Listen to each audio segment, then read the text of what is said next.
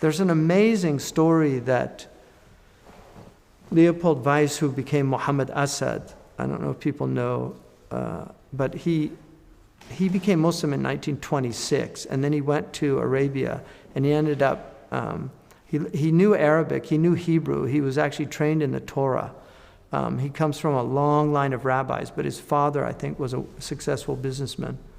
Anyway, he was raised with the Torah, and then he in 26 he converted to Islam, and then he went to Saudi Arabia, and he actually became an advisor to Abdulaziz, King Abdulaziz.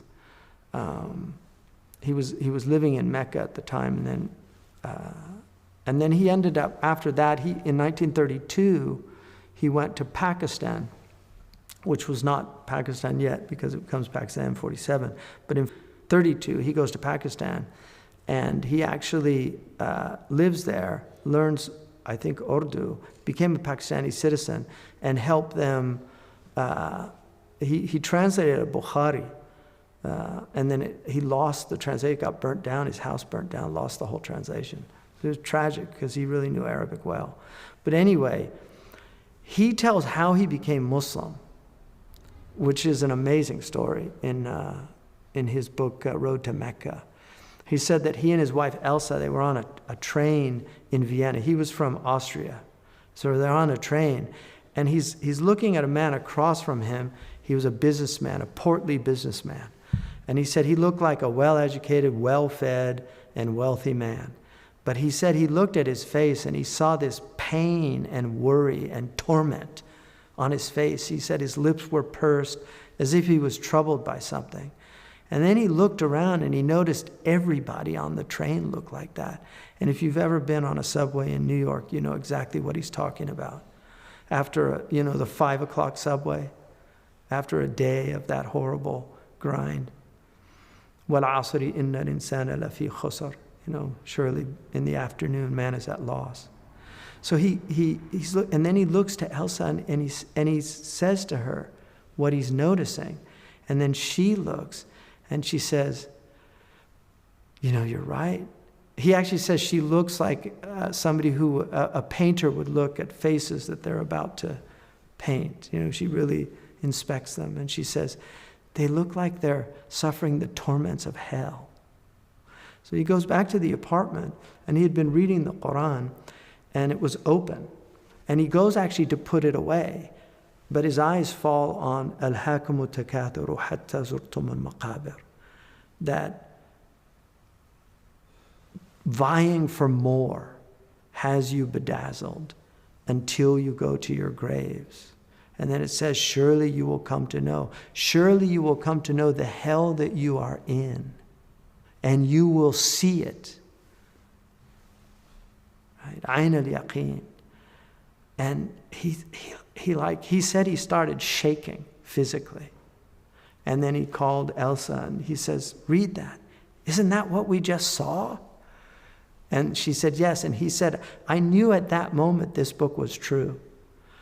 Because he said he felt it was predicting a state that would come towards the latter days in this mechanized world of alienated people living these empty, meaningless lives, because the peoples of the past had generally religion, they had sacred, they have festivals and things. Now they're lost they have spiritual Alzheimer's, completely unaware of who they are, where they come from, who created them, where they're going.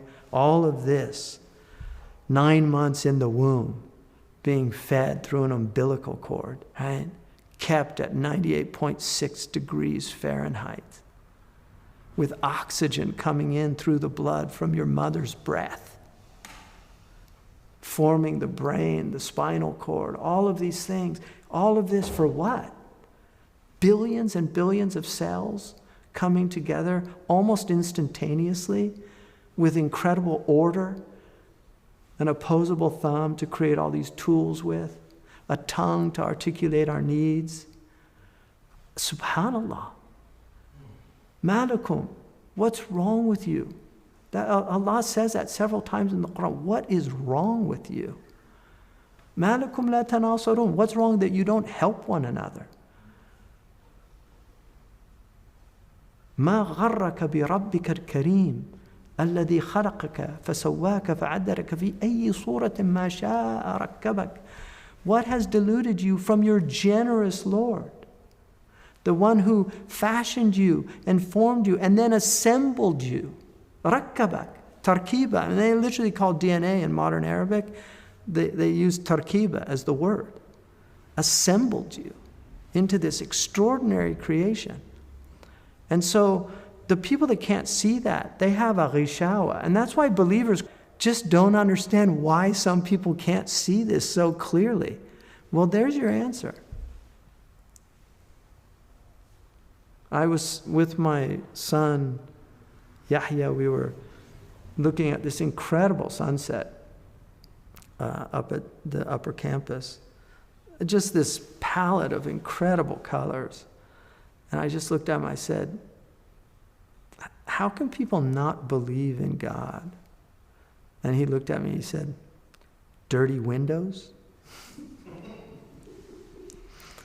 It's about as good as an answer gets.